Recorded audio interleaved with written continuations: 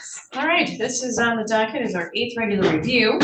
We've made a little time for some of our attorneys and parties to arrive here today and get settled in, and I think we're ready right now to proceed with the review. May I have the names of our participants, please? Lee Heiss, lawyer guardian ad litem. Ms. Sasha Thomas, counsel for the department. Heather Gilbert, Hands Across the Water.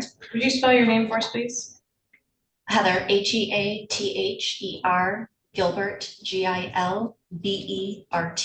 Thank you. And you're from Hands Across the Water on behalf of our regular caseworker, right? Correct. Mr. Cruz is not able to be here today. All right, thank you. Michael McFarland, representing Mother. Aaliyah Burgess, mother. Michael Brooks, I represent Joseph Miller, who I don't believe is present. He called me yesterday, said he was suffering radiation sickness from some sort of heart treatment that he had late last week. But since then, I've gotten a call from Kim Kudron just a few minutes ago that said, in fact, he's downstairs in district court. What I don't know the first thing about that. That's the reason I'm on Zoom. Is I didn't see the point. That's Joseph Miller from Avalos case. Okay. Well, Mr. Brooks, you're welcome to inquire further into that if you wish. But for purposes of today, your client has been notified. He's been regularly invited to participate in the reviews, and he usually does come at least occasionally. But I don't find that that's going to be a reason for us to hold things up today. That's fine. Although I'll tell you what I would like to do. I would like to confirm through Judge Shadler's court that he did appear in court there today, just to seal the situation up. Well, if you'd like to go ahead and mute or drop out of the meeting for a moment to make that phone call, that's not going to bother me. All right, I'm ready to go.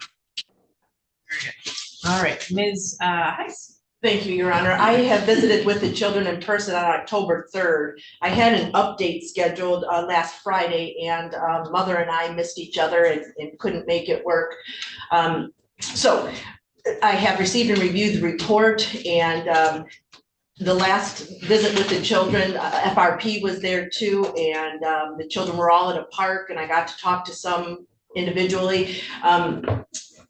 Is it a perfect case for closure? I don't think it's perfect, but I think that it is a family that's running normally. I think that I'd like to say that our services are overburdening Mother, and she's missing some things like the children are late to school too much. But for example, I'm not seeing the kids but I do think that the risk of harm is to an acceptable level where we have to let this mother work things out on her own. I see a big deficit, a big missing part where I think Mother could rely on Dad's mother much more than she does. And I guess that's probably based on their personal relationship. But when the children were placed with her, they met all their appointments, and of course, they wanted to go home, but they were getting to everything on time and doing what they needed to do. So FRP can stay in place for 6 months from October 1st, I think they said, even if we close, and the agency's recommending closing. And from boots on the ground, I think that is the right thing to do.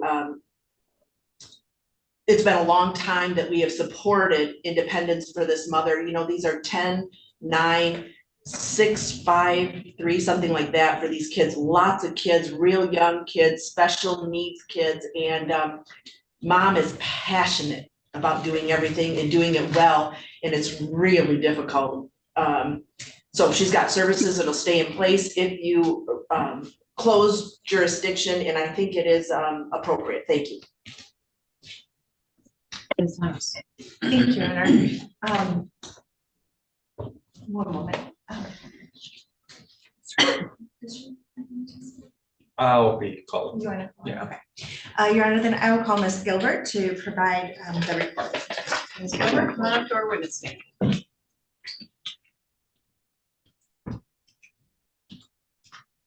You swear or affirm to tell the truth, the whole truth, and nothing but the truth, so help you God?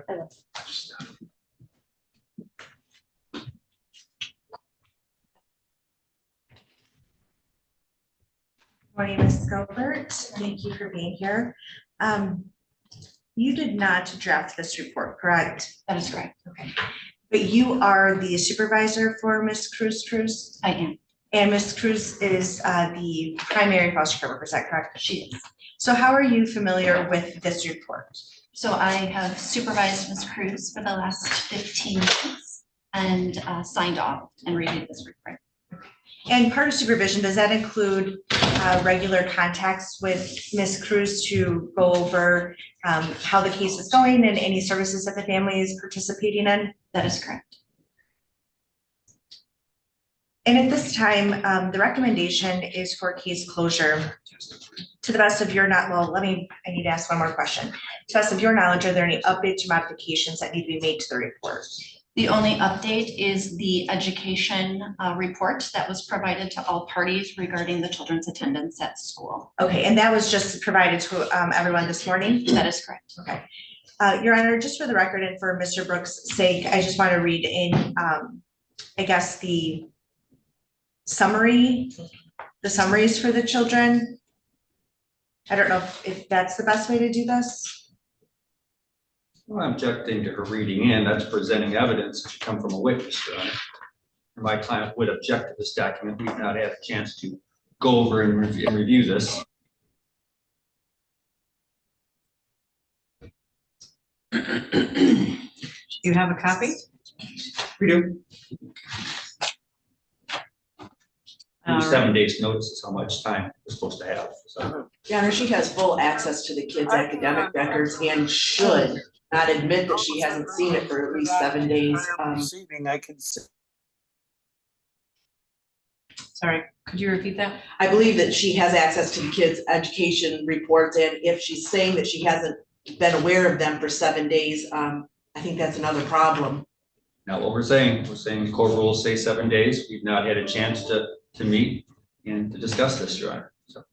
Maybe we could have an adjournment of 30 days? I think the witness can testify as to what the contents are. Hearsay's allowed.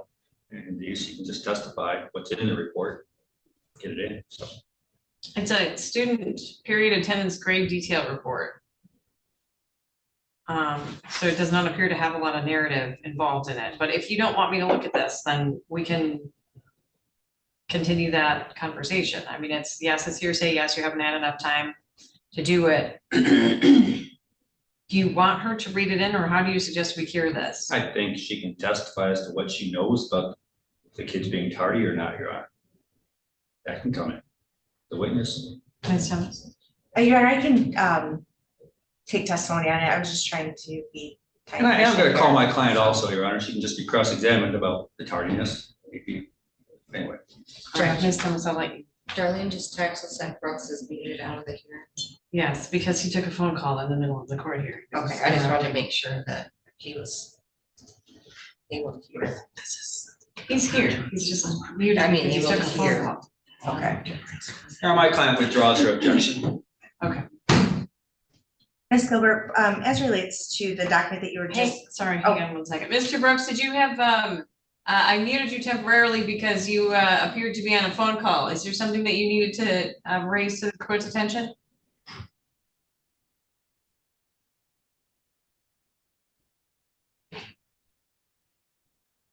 Okay, well, you have to turn up the volume on your end.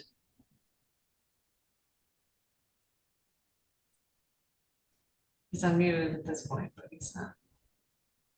I can't hear him. Like me to call his staff, Your Honor? Well, I think it's on his end, so he's trying to work it out. All right, continue with your question. Ms. Gilbert, you just provided, I'm sorry, the attendance summary for the children today. Is that what the document you're referring to? That is correct. Okay, and generally, what are these are for 3 of the children? Correct. Okay. And how many total absences has Kaden, the oldest child have had this marking period so far? The attendance detail report indicates that Keaton has been absent 7 days and has been tardy 21. We're gonna refrain from using children's names because we're streaming on Sorry, YouTube. No, that's okay. So I caught myself as well. For the next oldest child that's in 3rd grade, correct. The report indicates absent 13 with tardy 22. and regarding the total absences, some of them are more in the AM or PM. It looks like they bifurcated them. Is that your reading of this as well? That is correct. I'm reading the total column. Okay. And then for the younger child, The younger child, it is 10 absences reflected with tardies 19. okay.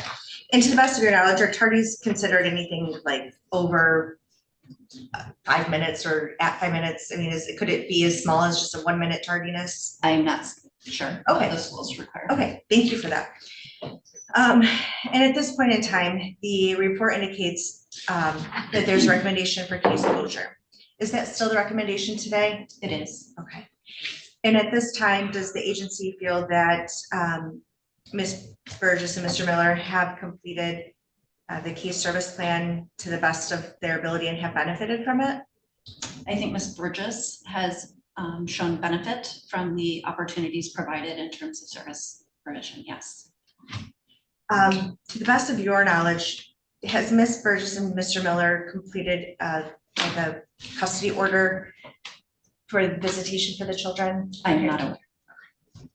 Is that something that you're aware of is taking place or being worked on with like the family reunification program or any other service providers? That is my understanding, yes. In the report, there's an instance of the children being unattended, but it looks like that was resolved and there's a safety plan in place. To the best of your knowledge, has that safety plan worked to safeguard the children? To my knowledge, yes. If the court does not close jurisdiction today, what other services could Ms. Burgess participate in? I'm not aware of any additional services that we would be recommending other than the continuation of FRP. And I know that there was some concern about getting the children to doctor's appointments. Where does, I guess, agency stand on that issue? There has been some inconsistency with follow through, but Ms. Burgess did ensure that the children received their appointment care. And overall, are the children doing well? The children are doing well, yes. Ms. Tyson, her report indicated that FRP would remain in place even if the court does close jurisdiction. Is that your knowledge as well? Correct. Okay, or your understanding, I'm sorry for bad language there. Okay, is there anything else you believe the court needs to know for today's review hearing? No, not today. And are you aware of where Mr. Caleb Miller is? I am not aware. With that, Your Honor, I have no further questions. Been moved to admit the report. And I know that Mr. McFarland might want to do some cross on the student period attendance detail, but I would ask the court to consider that today as well. No objections. No objection. Thank you, they are received. Cross-examination? Mr. Brooks, also okay with that, Your Honor? I don't think we even have it anymore. But we also don't have his client, so. Sure, okay. Regardless of kids' tardy or not tardiness, their grades have not been affected according to this document, correct? There are no grades reflected on this document. Is that correct? I'm saying, according to this document, even if they're tardy or absent, it does not reflect harm to their grades, correct? The document does not reflect any harm. You have no knowledge that their grades have been affected personally, do you? I do not. And if a minute late is reflected as tardy, is that really a principal concern if it's 1 or 5 minutes late and it does not affect their grades? Is that really a concern? In the real world, what we're talking about. Sure. I think it puts the children at a disadvantage Well, how if we don't know their grades? socially. Acceptance in the classroom. You don't know this is your speculation, correct? Correct.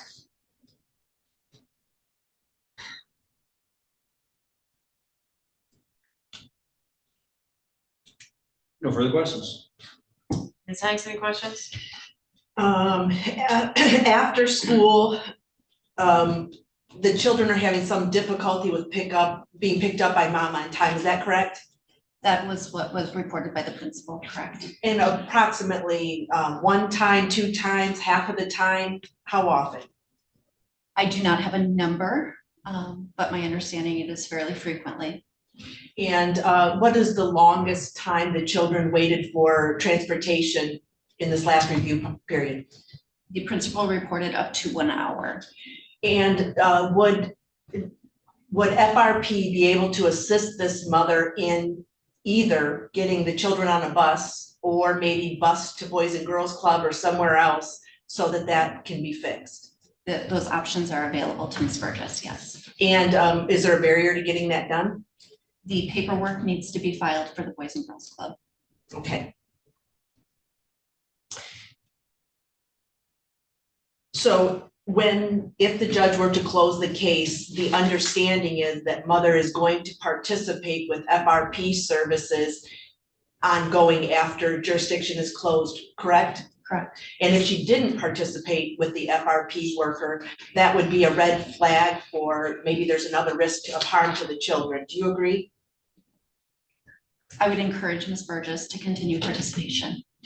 When is the last time you, Miss Angeli, FRP has been in the home?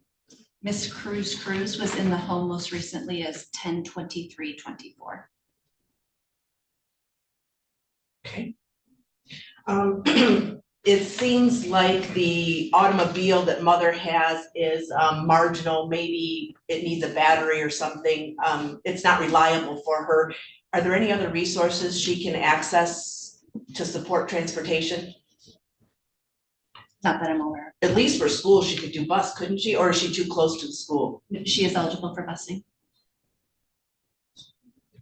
Has anybody encouraged her to use busing? I believe that has been explored. And the barrier is? I'm not aware of a barrier other than Ms. Burgess has elected to pick up personally.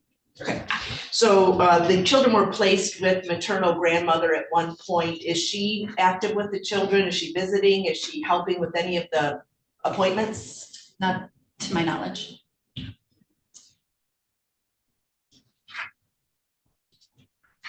Okay, so in addition to these three children who are tardy, we don't know if they were tardy 21 times out of how many? Have there been 100 days? Have there been 30 days of school? For example, do you know the total? I do not know. the Okay. total. And then there is another child, so the fourth child still goes to Montessori or something, doesn't he? Or preschool? Ivy League school. The Oh, Ivy yes, school. Ivy school, yes, Ivy. Okay, and then that leaves one child that's still home with mom full time? I am not sure. I thought there was daycare option at one point. Okay, and then remind me, is mom working? To my knowledge, mom is not working, but actively looking. And her budget works with the benefits that she receives, and her household budget works, for example, with FRP checking? My understanding is there are not budgetary concerns. Thank you. And so housing, budgetary concerns, school, the children, do you know whether the children are doing adequately academically? Yes, they are.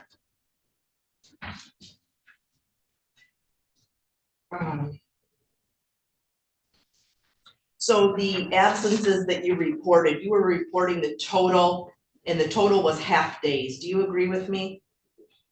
Yes, Okay, so for example, for the oldest child, there were 5 AM absences, 2 PM absences, for a total of what you reported as 7 absences, right? correct. Okay, and then we can also see that some of them were unexcused, maybe just one is a day that all the kids seem to have missed on September 27th.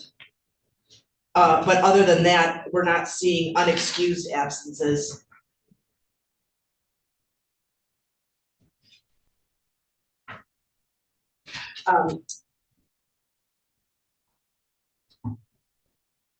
Okay, that concludes my questions. Thank you. Any redirect?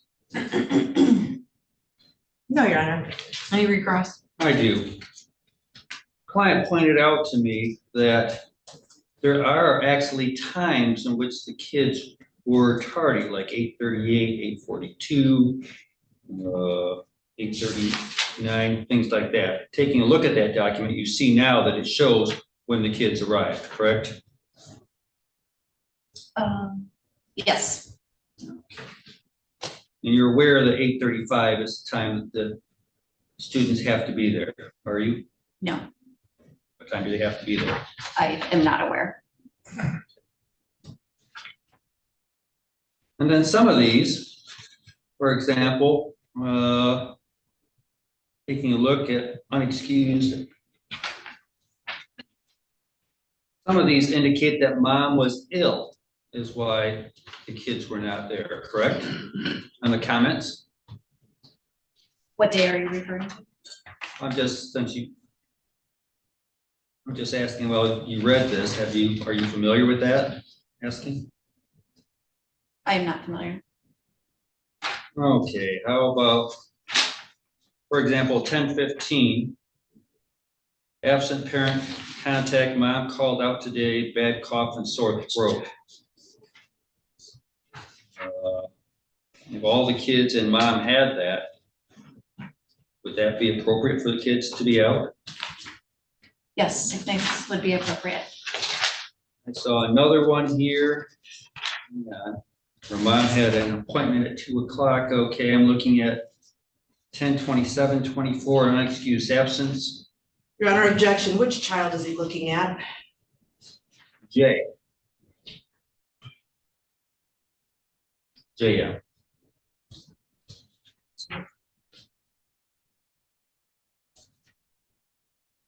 I don't have an entry for J in 1027. Okay, 9:24. How about 9:24? Well, yeah, I can show that to you, Ms. Heiss, I have 924. right here. 9:27. I have 927.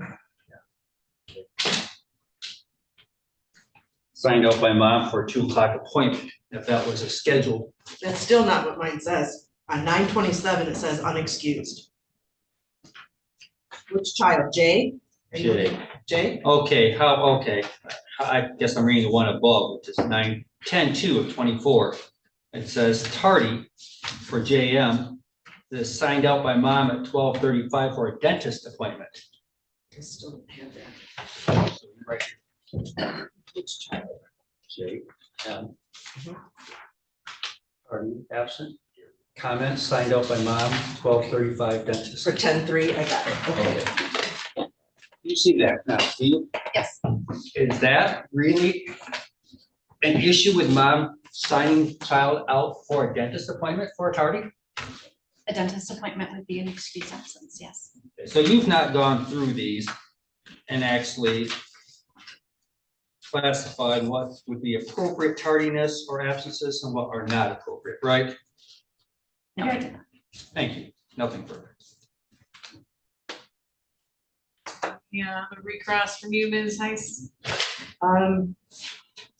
Yes, just briefly.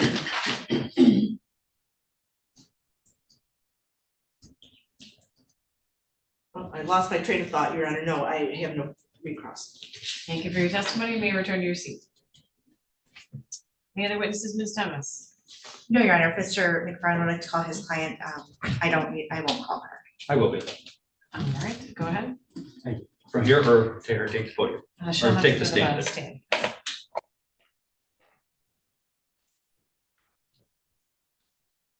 You swear or affirm to tell the truth, the whole truth, and nothing but the truth, so help you God? Yes, I do.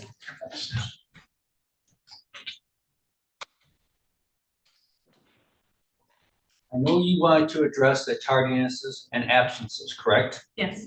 You Can you explain what time do the kids have to be there to be on time? 8:35. And is there a reason why they were tardy for a period of time or absent? We've had illnesses and working with Junie's emotions. He has or second youngest has very big emotions. Sometimes it's hard trying to get going. We're working on that with his school. I've, had deep conversations with them about it and time management and things like that, even with all the kids, which we've been doing pretty well. We've got a different schedule going for ourselves and how we do things in the mornings that has been working. And as far as pickups, kind of was the same thing with them, but Let's not use names, just how about initials? yeah, we've adjusted for after school too. You heard the suggestion about Boys and Girls Club, that children would be dropped off there. Yes, What are your thoughts about that? I agree. I think they would be ready to try and go back again.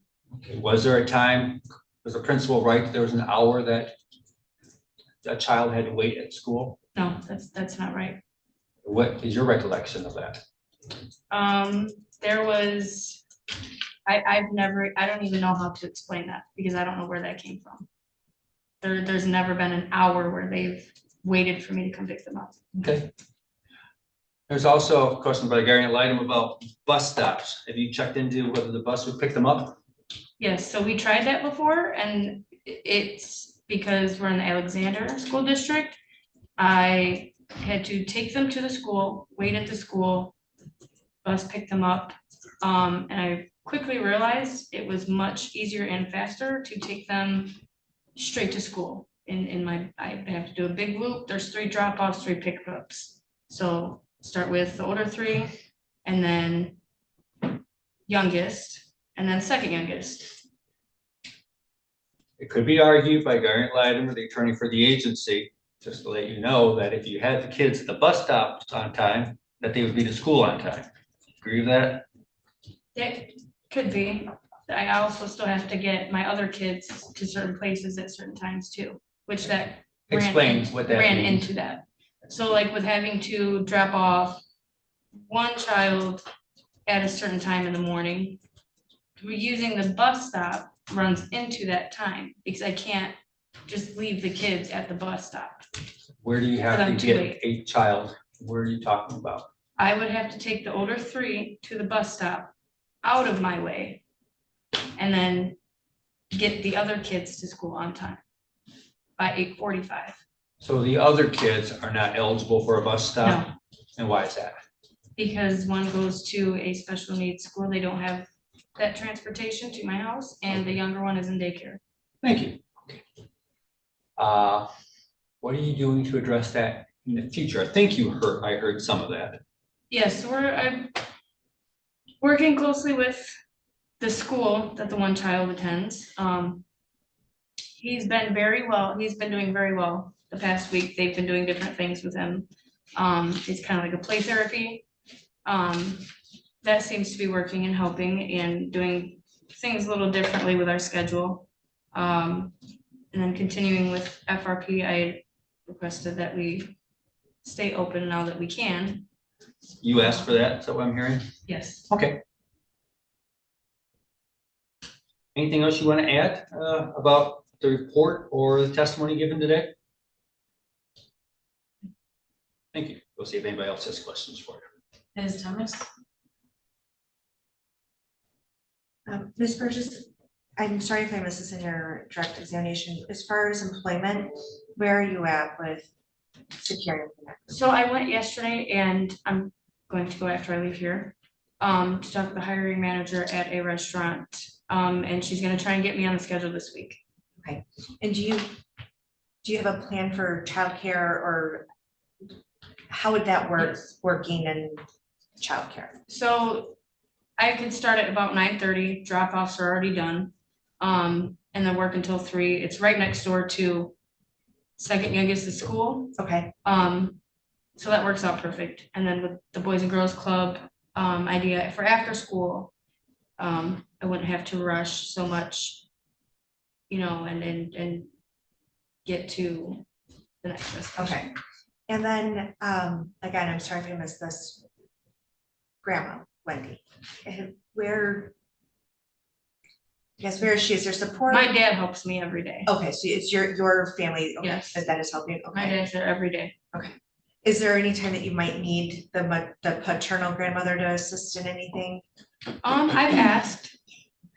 I've asked.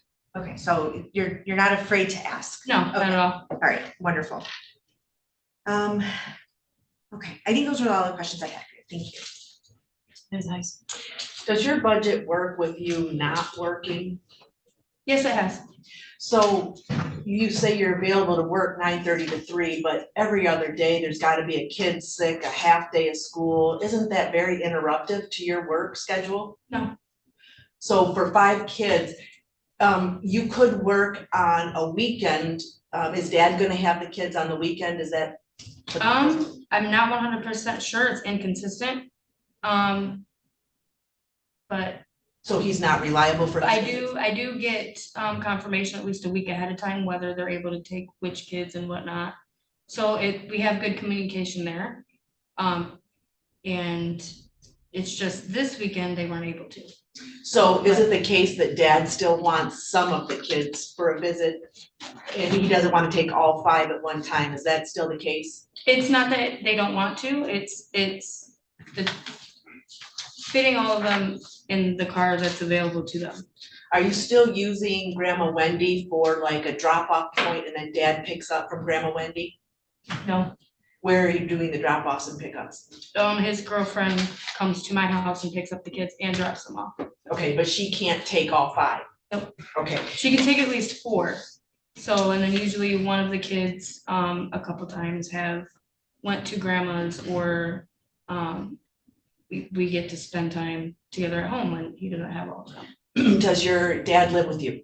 No, Okay, he lives nearby? yes, Does he have his own transportation? yes, So you're really not available to work then on weekends? I am. I'm very open to work on weekends. It's a lot easier to find a sitter for one child.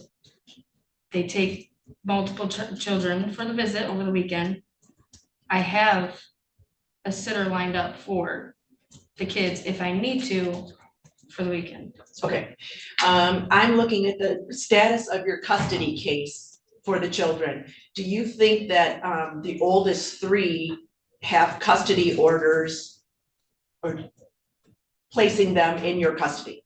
I'm not sure, but I did go to front of the court and send out that paperwork. Can you tell me what the paperwork was for you to get custody? It was for custody papers, yes. I'm not entirely sure. Okay. And then we've been to mediation to work out a visitation schedule, is that right? Yes. Is that still something you're interested in being enforced? I think what we have going right now works well. All right. Do you think there is a custody case even opened for the younger 2 for child support or any reason? I'm unsure. Okay. It seems like at the end of our last hearing, we made it a goal to fix that in the last review period, and you're saying you did file a friend of the court? Yes. You filed, say that again? Morgan went with me. Okay, so you filed for a friend of the court hearing, not a custody, changing custody? I went down to front of the court and we'd asked for the custody papers and explained to them the situation, and I filled out what they gave me and sent it out. You turned it back into the court? I had to send it out to an address, I could not leave it here. They told me that it had to be sent to the address that was on the paper they gave me. Was it like a full address? Yes. Do you have a hearing date? No, not yet, I just sent it out end of last week. Okay. Have you talked to legal aid about helping you with that? Not yet, Okay, are you aware that you could contact them through Community Action Agency here? yes. Thank you.